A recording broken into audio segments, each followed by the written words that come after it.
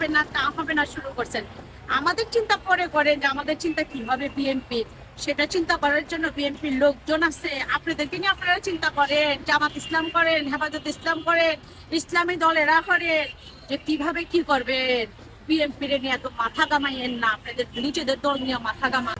BNP নামক দলটা বলে বাংলাদেশ বলে ধ্বংস করে দিতেছে, বাংলাদেশের মানুষজন বলে ধ্বংস করে দিতেছে। বাংলাদেশের মানুষদেরকে উদ্দেশ্য করে কইতে চাই, জামাত এবং ইসলামী দলের উদ্দেশ্য করে কইতে চাই, বিএনপি নামক দলটাই বাংলার জমিনে থাকবো। আপনারা হেফাজত ইসলাম বলেন, জামাত ইসলাম বলেন, ইসলামী দল বলেন, বাংলাদেশের ভিতরে দুইটা দলই আছে। একটা দল হইলো আওয়ামী লীগ, এটা পালাইছে বাংলার জমিন থেকে। আরেকটা দল হইলো বিএনপি, বাংলাদেশ জাতীয়তাবাদী দল বিএনপি। অতএব আমাদের বিএনপির নামে যে বিভিন্ন রকমের কথাবার্তা বলেন, আমাদের গণতন্ত্র মা বেগম খালেদা জিয়ার নামে যে বিভিন্ন কথাবার্তা বলেন, নিজেদের মুখে লাগাম দিয়া কথা বলেন। যদি মুখে লাগাম দিয়া কথা না বলেন, তাহলে এমন একদিন আসবে, আল্লাহ না করুক, যে জনগণ আপনাদেরকে ছাড় দিবে না। আপনারা বলেন না যে বিএনপিকে ছাড় দিবে না, বিএনপির দাঁতে বিষ।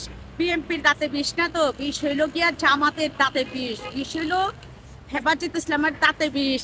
মুখে বলে একটা, অন্তরে বলে আরেকটা। আপনাদের অন্তর আগে ছাপা করেন, ছাপায়া।